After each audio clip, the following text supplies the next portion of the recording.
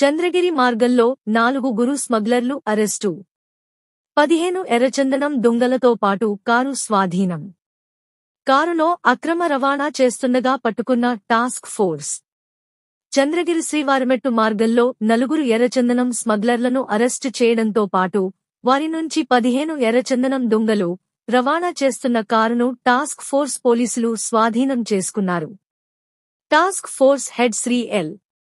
సుబ్బారాయుడు గారి ప్రత్యేక కార్యాచరణలో భాగంగా task force SP Shri P. Srinivas గారి ఆధ్వర్యంలో డీఎస్పీ శ్రీ జె. బాలిరెడ్డి మార్గనిర్దేశకత్వంలో ఆర్ఐ సాయి గిరిధర్కు చెందిన ఆర్ఎస్ఐ సి.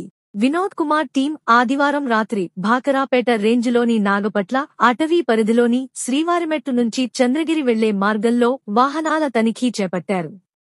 సోమవారం తెల్లవారుజామున వేగంగా వచ్చిన ఒక కారు పోలీసులను చూసి ఆగిపోయింది. ఇంకా అందులోని వ్యక్తులు కారు దిగి పారిపోవడానికి ప్రయత్నించారు.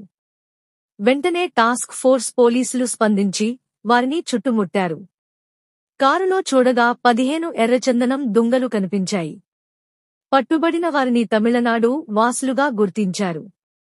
వారిని దుంగలతో సహా తిరుపతిలోని టాస్క్ ఫోర్సు పోలీసు స్టేషన్కు తరలించారు. సిఐ సురేష్ కుమార్ కేసు నమోదు చేసుకుని దర్యాప్తు చేస్తున్నారు.